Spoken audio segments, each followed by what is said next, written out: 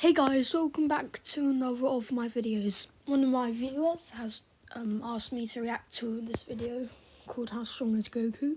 There was quite a few by Official Divine, but I just chose this one because it looked the coolest. So yeah, let's start. Goku, a Saiyan from Earth whose goal is to become the strongest mortal in the universe. Goku That's going to be really hard, I get, but like, sure, that's your goal, I guess. Strength has increased drastically over time, surpassing characters like Frieza, who had enough power to blow up Namek that was seen from a galactic range. The embodiment of perfection, Cell, who's been stated multiple times to have infinite and bottomless strength. The Grim Reaper of Justice, Gotenks, who can scream out of dimensions and warp reality simply by existing. And the personification of evil itself, Majin Buu. Buu possesses enough power to collapse the universe with alternate dimensions and even threaten the Grand Kai world, which is a universe. Wait, how is a Goku gonna beat these guys? I don't know. Let's see in the video. Sized planet full of mass. Destroying this can be calced to octillions of times universal. And now Son Goku is entering into the realm of the gods and far beyond them. At the beginning of Dragon Ball Super, Goku is the strongest fighter on Earth, concluding the defeat of the personification of evil, Majin Buu. I mean, compared to those creatures, Earth's pretty weak. Goku continues to train, but unknowing to him, an even greater power has awoken after 39 years. Beerus, the god of destruction, is traveling throughout the universe, destroying everything in sight. But then he remembers. 39 years ago, Beerus was told by the Oracle Fish that a being will arise that will become his rival, a Saiyan enveloped in divine energy.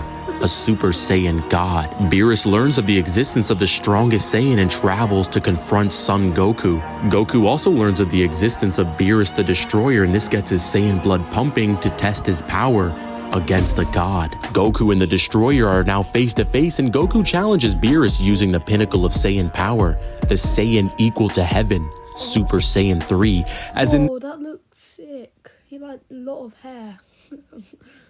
In this form, Goku's able to shake the entire afterlife by transforming alone. Beerus accepts this challenge, and what happens next nobody saw coming, as Beerus was able to defeat Super Saiyan 3 Goku in only 3 blows, with Goku himself stating that not even fusion would be enough to overcome the Destroyer's strength, meaning even a hypothetical Super Saiyan 3 Vegito would fall to the Destroyer. Goku decides the only way to win is to find this Super Saiyan God. The Z-Fighters ask the most knowledgeable being on the planet, gathering all 7 Dragon Balls and calling forth Shenron. Shenron explains that the Super Saiyan God existed long ago and that a ritual was required for him to obtain his power. 5 pure-hearted Saiyans must infuse their light into a 6th. The Z-Fighters have just enough. So basically, Goku can warp reality by just changing his form, but that other Jax-looking guy just beat him in 3 blows. I don't know why I'm really saying that now, but yeah, they're quite strong. Saiyans on Earth, including Pan, and they infuse their power into the hope of the universe. And from this light, the Super Saiyan God was born once again. Goku has now stepped into a whole nother world, and now Beerus and Goku can have their battle of the strongest, the battle for the universe, the battle of gods. Goku and Beerus fight, and Goku is unlocking more and more of his power as he's understanding this new pool of energy. Their fight goes higher and higher, and Goku is now fighting at 100%, and the clashes between the gods is the end of us all. Goku and Beerus clash fists, and the shockwaves from their punches were tearing apart the fabric of the universe. What? They must be pretty strong. And no, not just the living universe, but the entirety of Universe 7. It was stated by Old Kai, who resides in the Kaioshin realm that exists outside of the entire macrocosm, that everything would be destroyed if they clash a few more times. The Universe 7 macrocosm is a— What? Heaven, Sneakway, something's planet. Hell, there's an Earth. There's quite a lot of things there. Yeah, so yeah, there's a lot of things in that, and that, I have no idea what that is. Collection of 7 different space-times, with each one having their own dimensions. Every realm in the Dragon Ball universe is stated to be infinite in size, and the afterlife in particular is stated to be a transcendental realm above the mortal universe, and was even stated to be beyond the concepts of space and time multiple times. Goku and Beerus were going to destroy. Particular is stated to be a transcendental realm above the mortal universe, and was even stated Wait, no, not this. to be beyond the Training result. What? concepts of space and time multiple times. And what about this? The astral world, being the ghost world, which includes the so-called hell realm. Hell? Oh, that's scary. Transcends the concept that is space and time.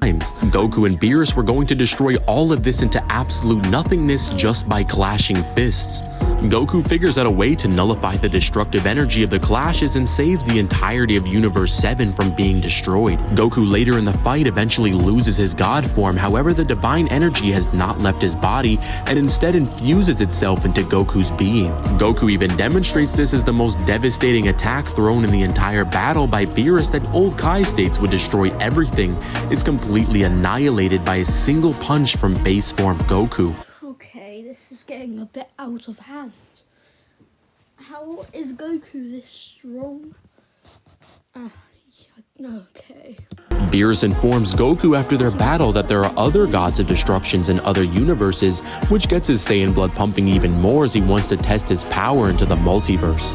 Goku ends up training with Whis, the attendant and teacher of Beerus the Destroyer, and obtains a new transformation that he shows off against Golden Frieza. This new power is explained to be a Super Saiyan God tapping into the power of a Super Saiyan. The mix of the fiery red aura of a god and the blinding light of a Super Saiyan produces a new color, Super Saiyan Blue. Goku ends up fighting against these new universe's best fighters, and interestingly enough, it's against the 6th. Universe 6 is stated to be almost identical to the 7th, with the gods of destruction of both 6 and 7 actually being brothers. Sorry guys, I had to do that. Okay.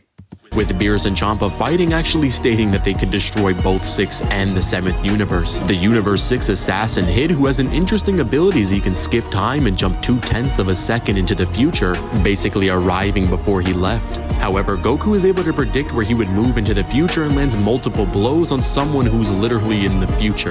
But now Goku doesn't have to guess anymore as he pulls out an ancient technique from his past that he didn't want to use until his rematch with the Destroyer. This new ability allows Goku's strength, speed, and every other attribute he uses in a fight to double, triple. No, it's time! Okay. Goku uses Kaioken times 10, a technique that amplifies all of Goku's stats tenfold, and it's so powerful that it's able to snatch characters moving into the future and bring them back to the present. Goku gets hundreds of times stronger and is able to utilize Kaioken times 20 against characters like Fused Zamasu and even Infinite Zamasu, a god who infused himself with the entirety of Trunks' timeline, past, present, and future. Goku actually states he could have beaten Infinite Zamasu if he had just one more Senzu bean. Goku's strength attracts the attention of the most powerful beings in the entire multiverse beyond. That is like Zeno or Zeno. Xenomorph, I don't know, like his powers. I think he can like destroy a universe with the blink of his eye, but yeah, he's powerful. Kings, who have the ability to wipe away any universe they want by just closing their hand. Goku convinces them to let him fight everyone. Months later, Universe 7 arrives at the Tournament of Power, where 12 universes collect 10 fighters to defend their universe for survival, as the universes that are knocked out will be erased without a second thought. The strongest fighter in the Tournament of Power isn't Son Goku, it's a fighter from the 11th. Jiren the Grey, a mortal who surpassed his own god of destruction, and has multiple statements and guides that say he surpassed all of them. With Jiren just releasing his power within the infinite void confirms the suspicions of everyone, with the Supreme Kai stating that he's on a whole nother level than anyone we've seen before, which would include the Divine Timeline Infinite Zamasu and possibly even Super Saiyan Blue Vegito, the same one who has statements of being stronger than Beerus. Goku tests his own strength against Jiren, but to no avail, as he's able to block Super Saiyan God's punches with just a single finger, with these punches being millions of times stronger than the ones he threw at Beerus in the Battle of God's Arc. What the hell is how? Oh, okay. as Goku possesses that universe-crushing power in his base form and is able to put the Super Saiyan God transformation on top of that. Jiren only moves when Goku uses Super Saiyan Blue, but Jiren is still holding back, as even Kaioken times 20 isn't enough to make him serious. Goku uses all the energy of the Universe 7 fighters, combining it into a Universe 7 Spirit Bomb. Even with Goku's trump card, Jiren is still able to push it back with just a glare. Goku falls into his own attack, and his will not to die allows him to tap into something interesting. Arising from the ashes of the Spirit Bomb is a mortal who tapped into the power that not even the gods can reach. Migata no Gokui, autonomous Ultra Instinct. Ultra Instinct Goku, simply by existing, is able to shake the entirety of the infinite world of Void, with this void actually having space and time, contrary to common belief. Ultra Instinct is a technique that Whis hinted at in Goku and Vegeta's training, stating that both of them take too much time to think and rather their body should just move and react on its own. And if they're able to master this, they'll be able to avoid any danger no matter how severe. Goku is now in uncharted territory. Goku has closed the gap in the seemingly unclosable gap in power with Jiren, and the battle is over once the heat leaves Goku's body.